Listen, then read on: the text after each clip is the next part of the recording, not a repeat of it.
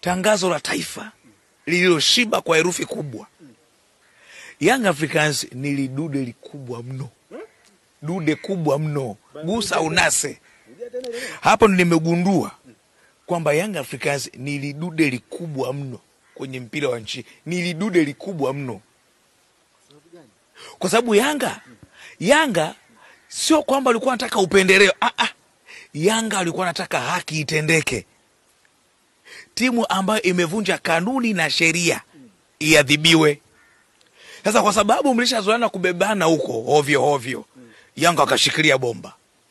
Hapa Yanga imeipambania Simba, hapa Yanga imeipambania Azam na timu zote na viongozi wote wa vilabu ambao walikuwa ni wanafiki wakati jambo hili Yanga walikuwa analishupalia kuukomboa mpira wetu. Waache unafiki chuma, nawaambia viongozi wote wa vilabu.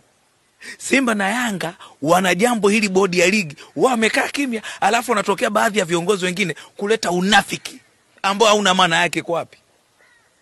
Yanga ni lidude likubwa sana, gusa unase, lidude likubwa sana, kubwa mno. Rasmi nimejua hawa kweli walikuwa ni wapigania uhuru. Hawa walikuwa ni wapigania uhuru wa nchi hii. Si unaona haya mambo? Kwa sababu hata mkuu wa nchi akaangalia, okay sawa, kanuni, nileteni kanuni hapa. Zinasemaje? Baada kucheki zile kanuni akajua Mungu wangu, kumbe ndio kuna matatizo haya. Tunafanyaje hapa sasa? Maana hapa rais hajaingilia ila akawasikiliza. Kwa hiyo inakuaje? Baada kufika kule ngoma ikawa ni aibu sasa. Unakuja kuona sababu za timu kutokuja uwanjani hazina mashiko.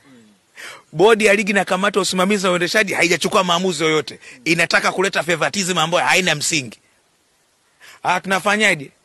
Ukiangalia maandalizi dabi ni tarehe 15 Jumapili. Sikilizeni, maandalizi inabidi yafanyike hapa. Maandalizi inabidi yafanyike. Ngoma imepelekwa tarehe 25. Hii kupelekwa tarehe 25 sio maamuzi ya rais. Naomba niwaambie watu. Rais hajasema mechi tarehe 25. Hajasema popote.